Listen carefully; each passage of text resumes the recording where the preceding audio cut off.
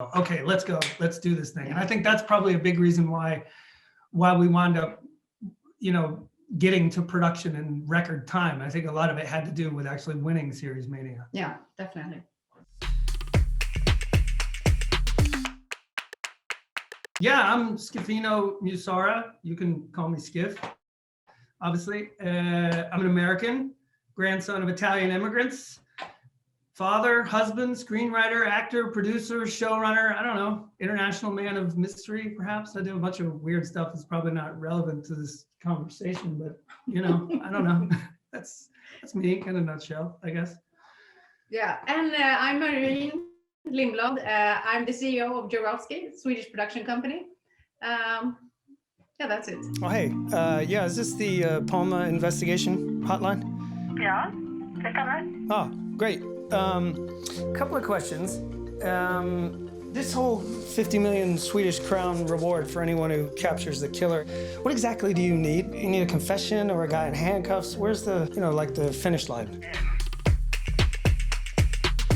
We Got This is about an American living in Sweden who finds himself in a little bit of trouble with the Swedish tax authority when he has this bill that he can't pay. And he kind of panics until he discovers that there is a 50 million Swedish crown reward for anyone who can provide information that would lead to the murder of Sweden's former Prime Minister, Olof Palme. Despite the fact that this is one of the most unsolvable murders in world history, naturally he begins imagining that solving this case could be the answer to all of his problems. I guess you could say it's a little, in some ways, autobiographical. As an American living in Sweden, I too suffered a misunderstanding with the Swedish tax authority and was left looking for a kind of a get-rich-quick way to solve this financial problem that I had. I found a lot of weird suggestions that I felt like were kind of completely out of my reach until I stumbled onto the fact that A, the Olof Palme case was still open, and B, there was this 50 million Swedish crown reward for anybody who could solve the murder.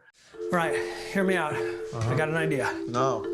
You can't have any more ideas, man. You always have ideas. None of them are good. I haven't even told you the idea yet. You don't have to tell me the idea. So from there, I started, reading books and learning about all the ins and outs of the actual murder itself, the different conspiracy theories, the failed investigation. And for me, it just felt like it had comedy of the absurd written all over it. And I'd seen thrillers and dramas about political assassinations, but I'd never seen anything that had attempted to approach it from a comedic perspective. All right, tell me if this makes sense to you. Sitting prime minister, busiest street in Stockholm, gets shot in the back of the head. 30 years later, they still don't know who the hell shot him. How the hell has this gone on for so long? Should we go? We should go. We should definitely. Okay, all right. I decided to make a trailer that made it look like the show was already finished. I had seen this idea from watching another interview with another filmmaker, and I just felt like it was a good way to get my point across. It turned out to be kind of a game changer because obviously people started to understand what my intentions were. You could see the humor, you could see the tone, you could see the drama, all the thriller aspects. You could see, more importantly, I guess from a Swedish buyer's perspective, that it was never my intention to make fun of the Palme murder. Nej, this feels wrong. You're about to dig up the body of your former prime minister. I'd say that's natural. Once we made the trailer and started showing it to people, things started to, people became much more interested in the project once we had that. Pitching at Series Mania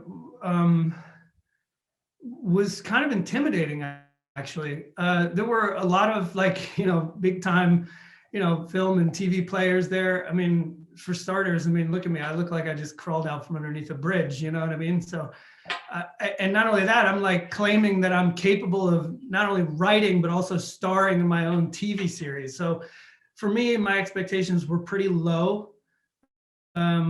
So much so that when they called out loud like that we had won the award, my producer literally had to like push me on stage because something about it just didn't compute. It didn't make sense to me. But I would say that I don't think I've ever been more prepared for anything in my life. I think I spent at least a month and a half working on my pitch and walking the streets of Stockholm. And yeah, it was a great experience. We had a blast. The series Mania actually opened a lot of doors for us. So we had a lot of interest from different countries and a lot of people. But we ended up doing this with the people that we had done the restaurant successfully with before. So it was SVT, Viaplay, and Bandy J Rights and Film Invest, which is a Swedish one. So we actually had a lot of interest and a lot of discussions, but we ended up with people we worked with before. And also, I could say that as an extra sort of tooting the horn of Series Mania, a lot of these players were definitely interested in the project prior to Series Mania, but not everyone had really fully committed at that point. But obviously, after having won Series Mania, I think it proved that we really had something special here, and it made it a lot easier for people to go, okay, let's go, let's do this thing. And I think that's probably a big reason why we wound up, getting to production in record time. I think a lot of it had to do with actually winning Series Mania. Yeah, definitely. Well, for starters, like on a basic level, for me, when I first read about the Palma assassination, I found it to be like the most fascinating political assassination story that I had never heard of, right? I was like, how have I never heard of this? This is amazing. And I knew that like, as an outsider, if I had this reaction to it, that everybody else was probably going to feel the same way.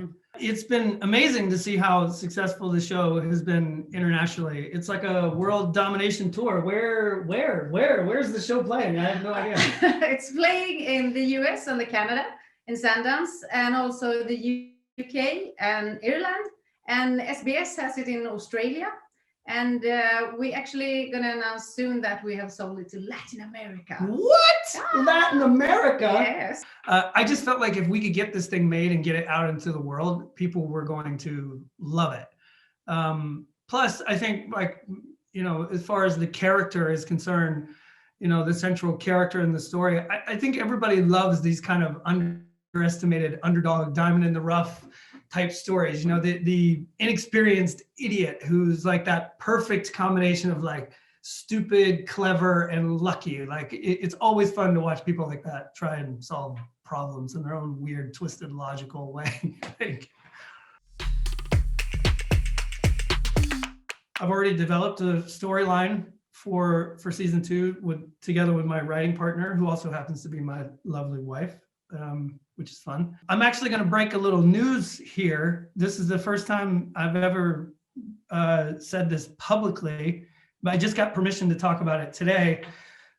Due to the success of We Got This, I have recently negotiated a deal with Warner Brothers to write an American remake of the German TV show Arthur's Law.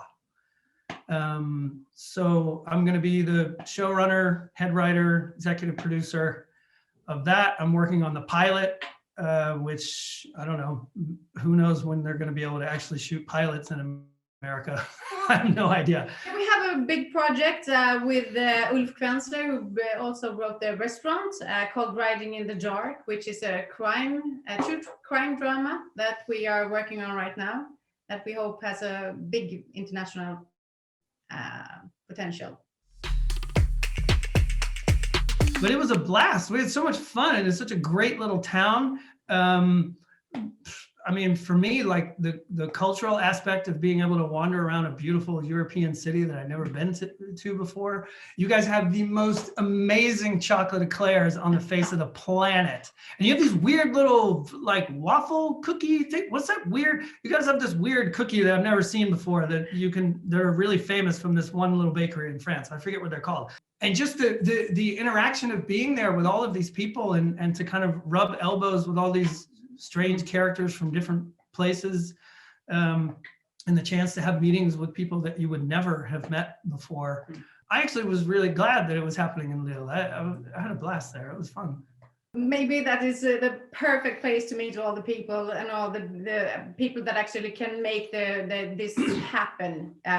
So it's a fantastic place to be, and yeah, recommend it to all.